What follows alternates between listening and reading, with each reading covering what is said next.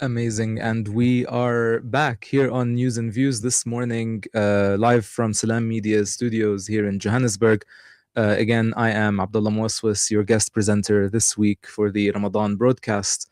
And now we turn our attention to Nigeria, um, where we will be joined by a very interesting guest, Imam Shuaib, who is a journalist based out there in Nigeria.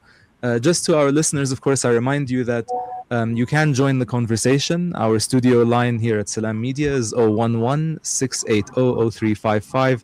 The WhatsApp is 061-766-0355.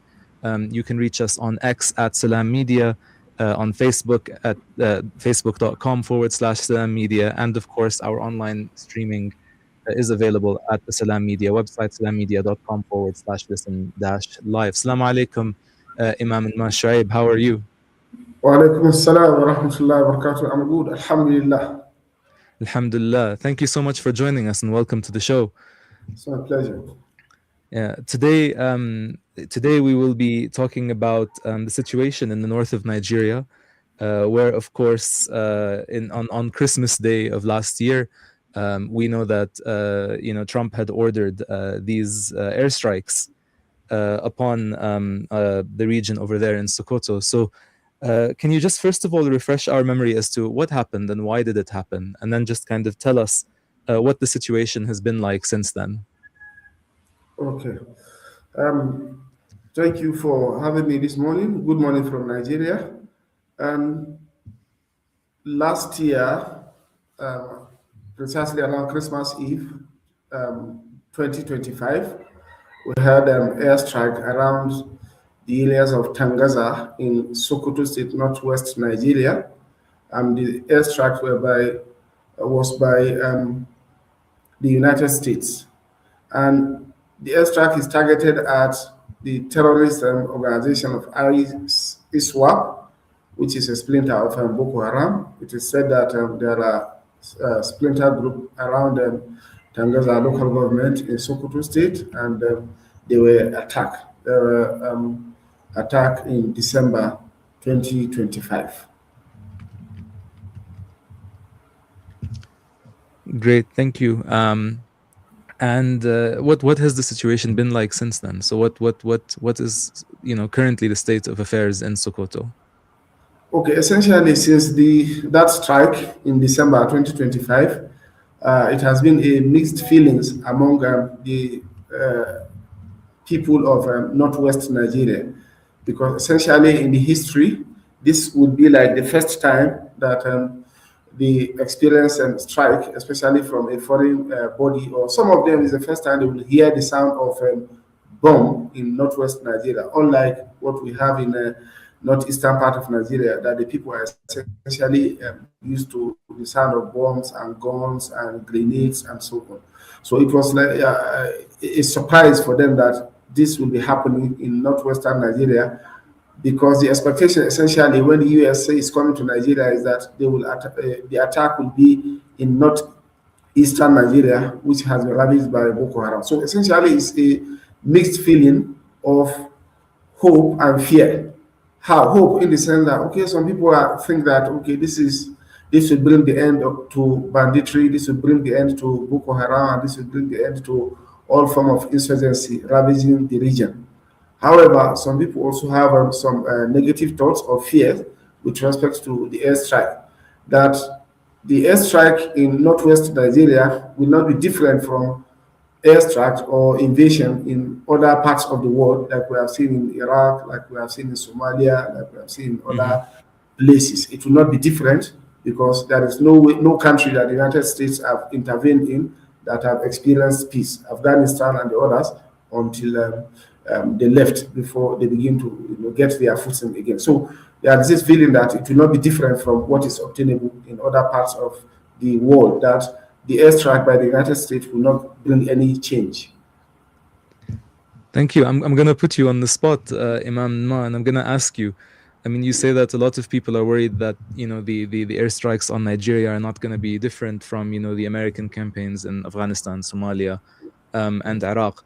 What's your view on that? I mean, I think qualitatively Nigeria is a very different situation to what Afghanistan was in when the US invaded. The same for Somalia.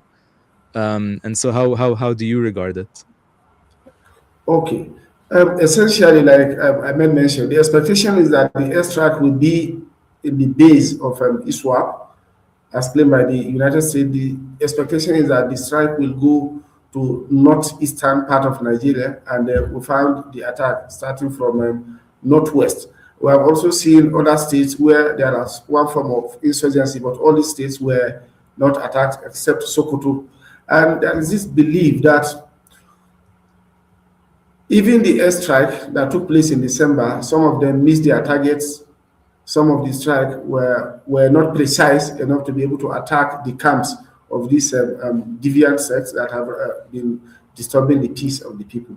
So essentially, you will discover that the airstrike is not actually like focused or targeted precisely. It was just some sort of haphazard, airstrike, which will not meet up, because in the last 2 months, December, January, and we're in February already, we haven't seen much impact because the kidnappings continue, the strikes continue, and we have not seen much difference. So I still hold the opinion that essentially, if there is no different strategy adopted in the case of Nigeria by collaborating with the locals, the federal government troops, and collaborating and intelligence sharing, it will not be different from what is obtainable in other places. Also, there are, from portals that the reason United States attacked Sokoto is not for Sokoto precisely, but for the resources in the nearby state, Zamfara State. Zamfara State is the home for a collection of gold, and a lot of illegal minings are going there, and the United States is interested in gold. So the essence is to divert attention, go to Sokoto, and then from Sokoto gradually creep into Zamfara, where there are resources there that they want to explore. Essentially, United States have never intervened in any country to help them, but behind that, claim that is made known to the public is their personal interest, which is, getting their resources. So it will be different. Absolutely. And so, I mean, the US seemed under, President Trump very comfortable actually in effectively violating, Nigeria's sovereignty by directly unilaterally taking this sort of action. And so, does this indicate to us as well, a shift, in kind of the historical trajectory of relationships between Nigeria and the United States? So essentially, to discuss this, we look at it from two perspectives.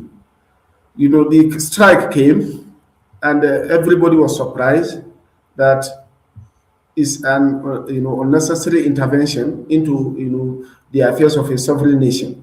However, the government quickly came out, federal government of Nigeria came out to debunk that they are aware of the airstrike, and it is with their knowledge and it is with their cooperation. So the question people are asking is that if this is a collaborative effort in the attack, why was there not precision? Because if it is collaborative, as the US is bringing its skills, the locals are providing the intelligence necessary for the operation to succeed. So we have, read the stories of lack of precise attack to the people or the camps, and we have also seen that since the intervention, there have not been any serious improvement, which means that there's some sort of inconsistency between the narrative of the United States and the narrative of federal government of Nigeria. So essentially, it is an unnecessary intervention in the state, because since December, to date, United States have sent in more than 100 troops to Nigeria in intervention of this, and essentially, we have not seen or we have not felt any impact since the intervention started. But the federal government is still insisting that they are aware and it is a collaborative effort.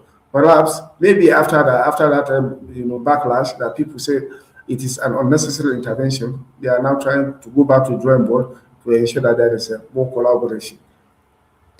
Sure, and I mean, it's very interesting as well that kind of the pretext for these strikes was, to try and hit, insurgent targets. In the news piece that I read, actually, that informed this segment, there was a section that said that researchers linked members of the armed group known as La Kurawa, which they describe as the main group located in Sokoto state, to the Islamic State of Sahel Province, ISSP. But a lot of other analysts dispute this. What's your take on this type of relationship? So essentially, these insurgents, whether ISWAP, whether Boko Haram, or the idea is that the nature of the crisis is multidimensional, and of course, there is always collaboration between all the insurgent groups. For instance, Boko Haram, they started as insurgents and they were fighting the government, and at some point, they also went into kidnapping, like we have seen in various states in the northeast. So once the situation escalates, they are ready to collaborate with anybody. And of course, you cannot deny the fact that there is a collaboration between them and the Lakurawa, which is also a sect, an extremist sect that lives within the axis of Sokoto and some part of Zamfara. So there is a cooperation between them to achieve the same, since they have a similar objective and they want to achieve the same thing. There is collaboration between them. Thank you very much. And thank you for joining us, Imam and Shuaib from Nigeria. We're very grateful for your time. Jazakallah khair. And for these insights. This is a really, I think, interesting and important story for people to know about. And of course, the situation in Nigeria is one that we must keep our eyes on as well as things move forward. And as, of course, the United States continues to kind of formulate this really aggressive foreign policy in Africa. And so thank you very much. Jazakallah khair. Wishing you a blessed Ramadan. May Allah accept your fasts and your efforts. Thank you so much, Imam Shuaib. Assalamu alaikum. And with that, we now go to our next break. We will see you very shortly after. Thank you very much.